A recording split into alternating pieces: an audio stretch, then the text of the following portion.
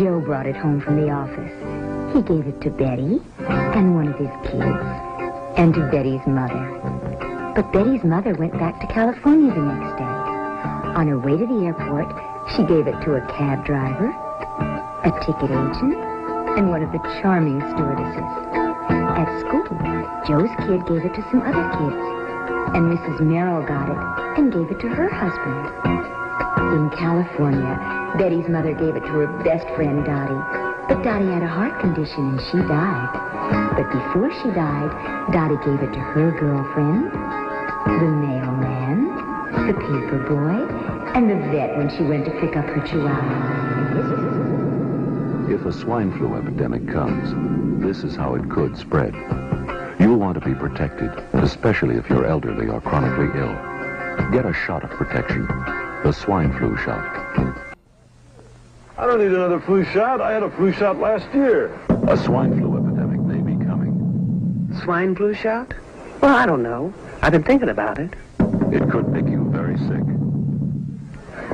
Swine flu? Man, I'm too fast today to catch me. You'll want to be protected. I'm the healthiest 55-year-old you ever seen. Hey, I play golf every weekend. Get a shot of protection, the swine flu shot. The most incredible aspect of all, the people will demand them. I've been watching this for a while. If you do only one thing in the next few months that is to protect you and your family, then do this. Don't have the vaccine. Don't have the vaccine. Tell as many people as you can, don't have the vaccine. Get on the internet. Check it out. They want to dramatically reduce the number of people in the world, and they also want to access the body and therefore destabilize it mentally, emotionally and physically. This is why we've had this explosion of vaccines for kids to the point now where they're having 25 or more before the age of 2, yes, in America and Britain and elsewhere, and this is pouring total shite into a still emerging immune system. You've got a growing, developing immune system, and you're saying the first 2 years of life, have some of that, darling. We have an incredible defense system called the human immune system. And when that is strong and in optimal efficiency, it keeps us well. It gets rid of foreign attacks on the body. If you undermine the human immune system, or you stop it developing properly so it's undermined for life by throwing all this stuff at under 2s, then you open people up to getting illnesses and being killed by things that the immune system in its true optimal state would deal with easily. There is a war on the human immune system, because when that goes down, we go down. Because we're going to live for long if that's not working properly.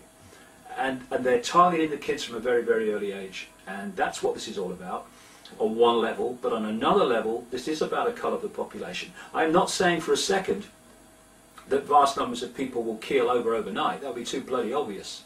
But the effects of this vaccine, as people move forward, is going to manifest itself in lots of different ways. It's more likely that there will be effects of many and various kinds, because the body is an electrochemical organism, and it has an optimum electrochemical balance, and we call that health. When you imbalance that through introducing chemicals and electromagnetic sources, then you move it from optimum and it no longer works correctly, emotionally, mentally or physically. And if you look at the cumulative chemical onslaught, particularly on children, but people in general, in food, drink, soft drinks, and mobile phones and all that stuff on the electromagnetic side, humans are being bombarded. There's a war on our children's minds, there's a war on our children's immune systems, and there's a war on our children's emotional balance.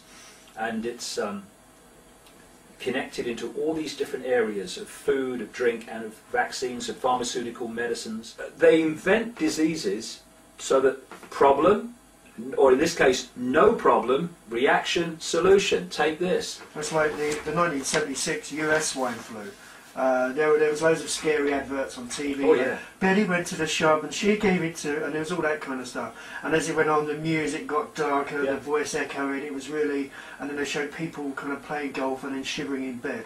This is it. The whole foundation of it is a mind game. Yeah. It's about the manipulation of our perception of everything, because our perception leads to our behaviour and our actions. If you're going to control someone's actions, then you need to control their perception, because that controls their actions. And the perception they want people in more than anything is danger, danger, danger. Because once you get someone in fear of something, they will look outside of themselves for something or someone to protect them from what they've been manipulated to fear. So get them to fear swine flu, they will then say, save me from swine flu, okay, Thank you very give much. us your arm. Good night. Right, give us your children's arm. Oh no, Yeah. oh darling, you must be vaccinated, the swine flu's coming. Yeah. Pathetic. All people have got to do, go on the internet and put in 1976 swine flu conspiracy or words to that effect, or go into YouTube and see the adverts they put out in '76 to frighten people into being vaccinated for an epidemic that did not happen, and the consequences of it. People died, people had their minds scrambled. It was, and Protect yourself. One of those who did roll up her sleeve was Judy Roberts. She was perfectly healthy, an active woman, when in November of 1976, she took her shot. 2 weeks later, she says, she began to feel a numbness starting up her legs. I joked about it at that time. I said I'll be numb to the knees by Friday if this keeps up. By the following week, I was totally paralyzed. So completely paralyzed, in fact, that they had to operate on her to enable her to breathe. Mary, did you take a swine flu shot? No, I did not. Did you give them permission to use your name saying that you had or were going to? Absolutely not. Never did. Did you ask your own doctor about taking the swine flu shot? Yes, and at the time he thought it might be a good idea. But I resisted it because I was leery of having the symptoms that sometimes go with that kind of inoculation. So you didn't? No, I didn't. Have you spoken to your doctor since? Yes. And? He's delighted that I didn't take that shot. I think the government knows it's wrong. I am a little more adamant in my thoughts than my wife is, because I told Judy to take the shot. She wasn't going to take it. And I told Judy to take the shot. She wasn't going to take it. And she never had shots. And I'm mad with my government because they knew the facts. With my government, with my government, with my government, with my government.